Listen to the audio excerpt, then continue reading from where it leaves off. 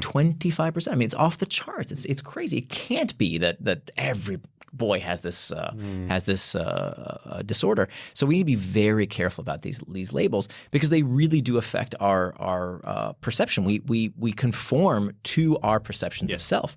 So that's actually why my book is titled Indistractable, which is actually used by many people with ADHD. I think the pendulum is starting to swing the other way. For a while, a few years ago, there was this kind of rush to get diagnoses. And now we're starting to see that actually there's some real cost, not only the cost of labeling yourself as something, which you may or may not have, but also there's tremendous costs to the pharmaceutical interventions as well, that they have side effects. There's real trauma to that. There's real harm to that potentially.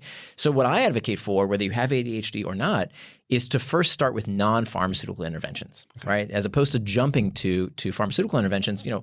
Pills don't teach skills. That the first thing we need to do is to start with these non-pharmaceutical interventions to see can they work? Are they effective?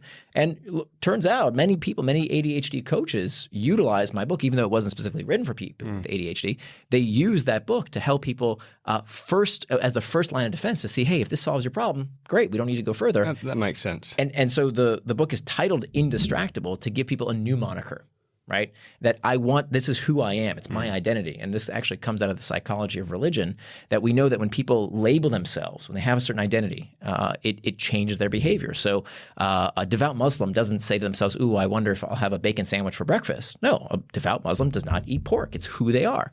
It's part of their identity. So when you call yourself indistractable, the word is meant to sound like indestructible. It's who you are, which means that there's some things I don't do. I won't use my cell phone while we're having a conversation over lunch. I won't check my email every 30 seconds. It's about defining who you are as a person in order to help you reach those goals. That makes sense. That does make sense. I know you're a friend of Greg McKeown. He uses essentialism as an identity from what I see, and an essentialist. I mean, I wrote Spacemaker because I want people to have making space as their core identity and part of their identity. So I think there's a similarity which makes sense to me. Now, I should actually move to question one in my plan, which I love. So now we're going to get started. Now we're going to start. Now the hard stuff. No, I wanted to get started by talking about Hooked, because that book fascinated me, partly because I've done years and years of reading and research in kind of focus and attention, and I did like your second book, but hooked me in. And I know it's an older book, and I know it's not for professionals and busy leaders necessarily, it's more for product designers. But what I found is by understanding more about how the products that we use hook us into particular behaviors for good or bad, it helps me then have that autonomy and self-efficacy to then make decisions within that space, which is what your second book was about. So I would love, I suppose the question is if you were designing an app today to get people hooked, how would you do it? Essentially, I'd love you to overview your model, if that's okay. Yeah. I can give you a very quick high-level overview. That would be fantastic. Yeah. And it applies to all sorts of products. It's not just tech products, not just for product designers. Anybody who's building the kind of product service that needs repeat use. Now, some products don't need repeat use, but if you want users to get habituated to your product, you want them to use it because they want to, not because they have to, the way they would use, check Instagram or Slack or Snapchat or any of these other, products. What I wanted to do was to steal these tech companies' secrets, to democratize these patterns so the rest of us could build products and services to build healthy habits in users' lives. So a hook model is a design pattern to connect the user's problem with your product with enough frequency to form a habit. And so there are 4 steps to the hook model. It starts with a trigger. There are 2 kinds of triggers. We have the external triggers, which are all the pings, dings, and rings, anything in your outside environment that tells you what to do next. That's an external trigger. We'll get back to the other type of trigger in a minute. The next step of the hook model is the action phase, which is the simplest behavior done in anticipation of a reward. So opening the app, scrolling a feed, pushing a play button, a very, very simple action done in anticipation of reward. Then comes the third step of the hook model. The engine of the hook model is called the variable reward phase. Variable rewards are about this concept that comes from B.F. Skinner, the father of operant conditioning, this psychologist back in the 1950s who studied these pigeons. He gave these pigeons a treat every time they pecked at a disc. Today we call this a Skinner box. And he found that he could train the pigeons to peck at the disc every time they received this reward, this little food treat. No big deal. It's called operant conditioning. We've all done it. If you have pets at home, you've probably done this. If you have kids at home, you probably train their behavior. If you do this, you get that. That's operant conditioning. One day he comes into the lab and he realizes, hey, I don't have enough of these food pellets on me. I can't afford to give it to the pigeon every time they peck at the disc. I can only afford to give it to them once in a while. So sometimes pigeon pecks at the disc, no food pellet, nothing comes out.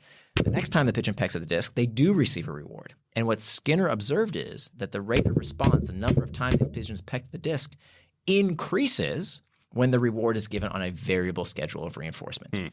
So when we have some kind of mystery, some kind of uncertainty, some kind of intermittent reward, we engage more, we focus, we concentrate, and it's highly habit forming. So there's novelty, there's discontinuous rewards. It happens sometimes, it doesn't happen other times. And we see it everywhere. So we see it everywhere. The reason we watch a movie and find it engaging is because we want to know what's going to happen at the end.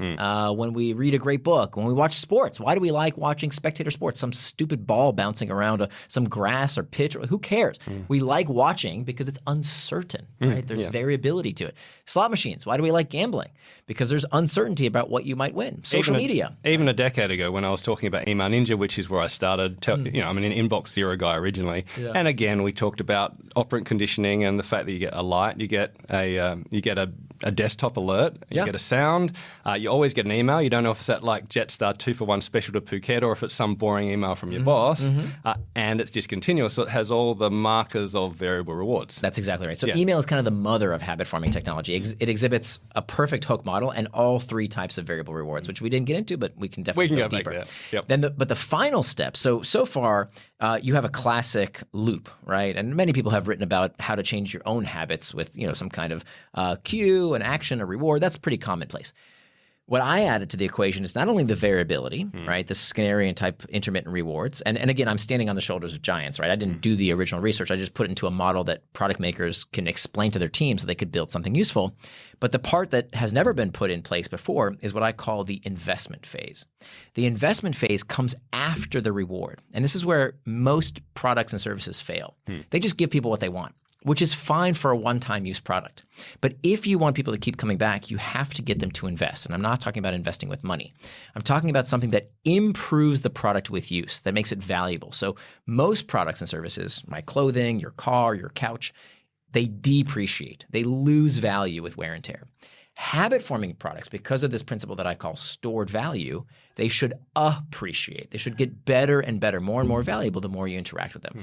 So the more data, the more content, the more skill acquisition, the more followers, the more valuable the product becomes over time. So what the social media companies and the gaming companies showed us is that by using this investment phase of the hook, you can build a very habit-forming product. Yes. And today what's happening with the explosion of LLMs and AI, every product and service will have this expectation that it should get better with use.